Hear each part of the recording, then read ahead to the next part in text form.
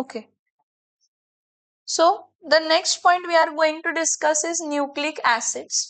Nucleic acids मध्ये दोन आहेत, डीएनए डिऑक्झिरोबोन्यूक्लिक ऍसिड आणि आरएनए रायबोज न्यूक्लिक काय आहे तर ऍसिड आहे. हे डीएनए आहेत हे जेनेटिक इन्फॉर्मेशन स्टोर करून one generation to next generation transfer करण्याचं काम करतात. आणि आरएनए हे मेसेंजर रायबोझोमल आरएनए आपण रायबोझोमल न्यूक्लिक ऍसिड म्हणतो, कारण त्यामध्ये 3 टाइप्स ऑफ परत प्रकार आहेत, मेसेंजर आरएनए, ट्रान्सफर आरएनए आणि रायबोझोमल आरएनए. जी इन्फॉर्मेशन म्हणजे जे काही कोडिंग आहे ते कोडिंग ट्रान्सफर करायचं काय करत असतात तर काम करत असतात. Okay. What is the single term to following answers? Questions काय काय आहेत बघा. क्वेश्चन्स पहिला काय आहे, what decide whether you are blue eyed or a brown आईज्ड? तुमच्या पॅरेंट्सचे जेनेटिक्स डिसाइड करणार आहे. Why does wheat grain germinates to produce wheat plant only आणि राईस प्लांट का जनरेट करत नाही? कारण परत जीन्स, व्हीटचे जीन्स वेगळे आहेत आणि राईसचे जीन्स काय असणार आहेत, वेगळे असणार आहेत. Which acid molecules are present in the nucleus of a living cell? DNA आणि RNA. Deoxyribonucleic acid आणि ribose nucleic acid. कोणते acids? Ribose nucleic acids. One of the most remarkable property of living cell is their ability to what? Of living cell is their ability to what? Produce their replica. त्यांच्यासारखेच नवीन human beings काय करायचे, बनवायचे. Human being असू देत किंवा कोणतेही living organisms असू देत, ॲनिमल्स म्हणूया आपण, काय म्हणूया, स्पेशली ते स्वतःसारखेच नवीन नवीन ऑर्गॅनिझम्स काय करू शकतात, बनवू शकतात. So they are having the ability to reproduce. Okay. So one of the most remarkable properties of living cell is their ability to reproduce their replicas through thousands of generations. This becomes possible because of certain type of what? Because of certain type of information is passed from unchanged, आहे तशी unchanged from one generation to the next generation. आता actually तसं बघितलं कॉन्सेप्च्युअली तर mail आणि female असते. हा mail आणि फिमेल्स मध्ये त्यांचं फ्युजन जेव्हा होते, मेलचं स्पर्म असते आणि फिमेलचं काय असते तर एग असते, प्रोटीन सिंथेसिस वगैरे पुढे होतं. मग मेलचा एक स्ट्रँड डीएनए मधला आणि फिमेलच्या एग मधला एक स्ट्रँड, असे 2 स्ट्रँड काय होतात तर कॉइलिंग होतंय आणि नवीन मग सेल काय होतंय सिंथेसाइज, मग तो झायगोट डेव्हलपमेंट, एम्ब्रिओ, मग बेबी डेव्हलप होतो. पण ठीक आहे, थोडी इन्फॉर्मेशन फिमेलची आणि थोडी इन्फॉर्मेशन मेलची, अशी करून ती पुढे जनरेशन काय होत जाते तर वाढत जात असते. So yes, and information is changed, passed unchanged from one generation to next generation. So such information is called as genetic information. ह्या इन्फॉर्मेशन आपण कसली इन्फॉर्मेशन म्हणतो आपण ह्याला, genetic information. And it transfers into new cells is accompanied by nucleic acid. There are 2 types of nucleic acid. कोणते 2 type of nucleic acids आहेत? RNA आणि DNA. RNA रायबोज nucleic acids आणि डीएनए डिऑक्झिरायबोज न्यूक्लिक ऍसिड. RNA कुठं मिळतं? Fluid of living sale, सायटोप्लाझम्स मध्ये आपण म्हणतो mainly. RNAs are found mainly in the fluid of a living cells, that is cytoplasm, while DNA are found primarily in the nuclei of the living cell. Okay, so knowledge of structure of nucleic acid is essential to understand their biological functions. In this chapter, we are going to look at the structural aspects of nucleic acid. आपण कशावरती focus करायचं इथं? Nucleic acid जो आहे, मग तो DNA असू दे किंवा RNA असू दे, त्याचा स्ट्रक्चर वरती फोकस करायचा. कशावरती फोकस करायचंय? मग आता जर तसा बघितला डीएनए किंवा आरएनएचा स्ट्रक्चर जर बघितला तर त्यामध्ये काय असतंय तर शुगर, नायट्रोजन बेस आणि काय असते तर फॉस्फेट लिंकेज. कसला लिंकेज? Phosphate linkage. ह्याला न्यूक्लिओटाइड म्हणतो. काय म्हणतो आपण ह्याला? न्यूक्लिओटाइड. आणि हा जो न्यूक्लिओटाइड आहे हा रिपीटिंग मोनोमर असतो. आता न्यूक्लिओटाइड सोडून अजून एक असतं न्यूक्लिओसाइड. मग न्यूक्लिओसाइड मध्ये काय असते? शुगर आणि काय असते? Nitrogen base. त्यामध्ये फॉस्फेट लिंकेज नसतं. कोणता लिंकेज नसतं? Phosphate linkage. सो सगळ्यात पहिला न्यूक्लियोटाइड म्हणजे काय बघूया. What is nucleotide? Nucleotide nucleic acids are unbranched polymer. Nucleic acid काय आहेत? Nucleic acids are unbranched polymer of repeating monomer called nucleotide. In other words, nucleic acids have a polynucleotide structure. कसला structure आहे? कसला structure आहे? Polynucleotide structure. DNA molecule contains several millions of nucleotides while RNA molecule contains only few thousands of nucleotides. DNA मध्ये millions असतात आणि RNA मध्ये thousands मध्ये nucleotides असतात. आता न्यूक्लियोटाइड कन्सिस्ट ऑफ 3 कंपोनेंट्स. मी आताच सांगितलं न्यूक्लियोटाइड्स मध्ये किती कंपोनेंट्स असतात? 3. कोणते 3 कंपोनेंट असतात? अ मोनोशॅकराइड म्हणजे शुगर. इथं रायबोस शुगर असते. कसली शुगर असते? मग RNA मध्ये रायबोस शुगर असते आणि DNA मध्ये डीऑक्झीरायबोस शुगर असते. DNA मध्ये डीऑक्झीरायबोस शुगर. एक नायट्रोजनस बेस असतो. नायट्रोजन कंटेनिंग बेस म्हणजे हे तुम्ही ऐकला अशिला. ऍडेनिन, थायामिन, सायटोसिन, गुआनिन आणि युरॅसिल. ऐकलाय का पहिला? ऍडेनिन, थायामिन, सायटोसिन, गुआनिन आणि युरॅसिल. हे बघा, DNA मध्ये ऍडेनिन, थायामिन, सायटोसिन, गुआनिन असते. युरॅसिल नसते. काय नसते? हा. आणि RNA मध्ये ऍडेनिन, युरॅसिल, सायटोसिन, गुआनिन, थायामिन नसते. काय नसते?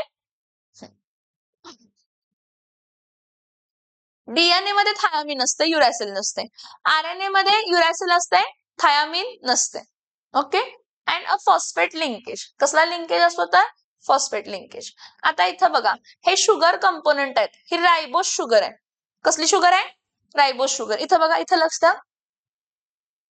हा ऑक्सिजन लिंकेज पासून हा कोणता कार्बन आहे तर हा फर्स्ट कार्बन आहे. हा सेकंड कार्बन आहे. हा थर्ड कार्बन आहे. हा कोणता कार्बन आहे तर फोर्थ कार्बन आहे. आणि हा कोणता कार्बन आहे तर फिफ्थ कार्बन आहे. कोणता कार्बन आहे? Fifth carbon. आता दोघांच्या मध्ये फरक काय आहे? दोघांच्या हा सेकंड कार्बन बघा. ह्या फर्स्ट कार्बन आणि हा काय आहे तर सेकंड कार्बन. सेकंड कार्बनला OH आहे रायबोस शुगर मध्ये. कशामध्ये? रायबोस शुगर मध्ये. आणि डीऑक्झीरायबोस शुगर जेव्हा आपण म्हणतो त्यावेळी सेकंड पोझिशनचा Hचा OHचा O रिमूव्ह झालेला असतो. OHचा काय रिमूव्ह झालेला असतं? O.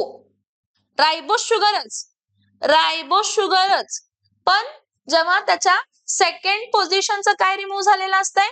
सेकंड पोझिशनचा O रिमूव्ह झालेला असतो. OHचा O. तो काय बनतो तर डीऑक्झीरायबोस शुगर. काय बनतो? काय बनतो? डीऑक्झीरायबोस शुगर. रायबोस शुगर मध्ये ऍक्च्युअली किती कार्बन असतात? 4. चेन मध्ये किती कार्बन असतात? 4. हा फर्स्ट कार्बन, हा सेकंड कार्बन, हा थर्ड कार्बन, हा फोर्थ कार्बन आणि हा कोणता कार्बन आहे तर फिफ्थ. मग सेकंड कार्बनचा OH जर असेल तर रायबोस, सेकंड कार्बनला OH नसेल तर डीऑक्झीरायबोस. आता डी रायबोस का तर परत डी रायबोसला चेक करताना त्याचं कॉन्फिगरेशन चेक करायचं. कॉन्फिगरेशन चेक करायचं म्हणजे हेमिएसिटिल ग्रुप टर्मिनल फिफ्थ कार्बन जो असेल आपला किंवा टर्मिनल एंड पासून सेकंड कार्बन. कोणता कार्बन?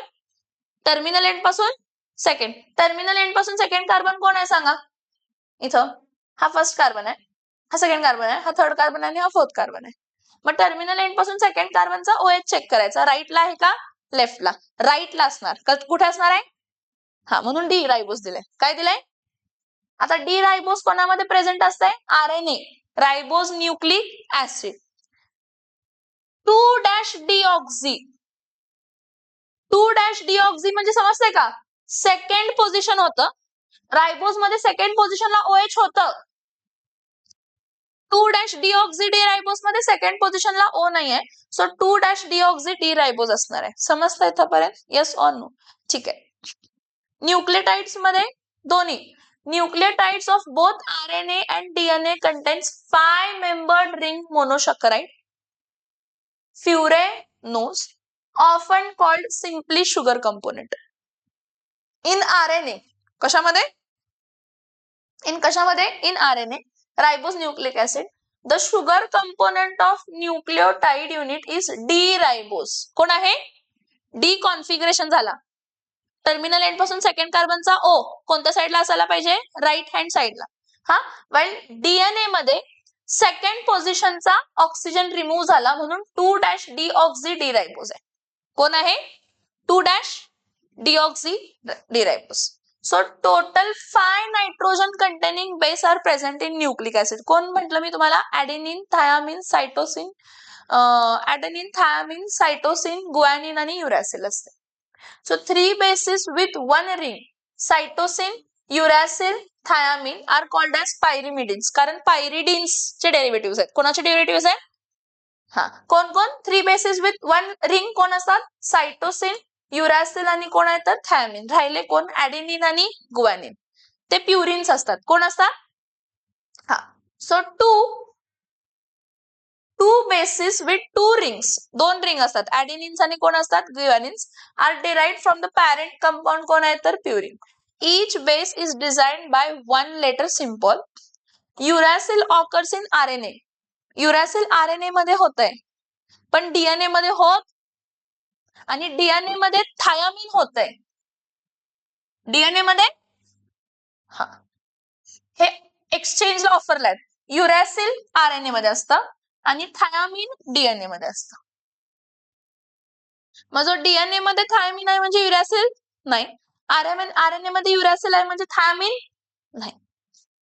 इथं बघा, 1 रिंग pyridine, हा pyrimidine आहे. pyrimidine ला इथं एक नायट्रोजन असतं, इथं एक नायट्रोजन, 2 नायट्रोजन असतात. किती नायट्रोजन असतात? नायट्रोजन. एक सिंगल नायट्रोजनचे डेरिव्हेटिव्ह ह्या पूर्ण स्ट्रक्चरला इथं NH2 आणि इथं C डबल बॉन्ड कोण असतो? तर सायटोसिन असतो.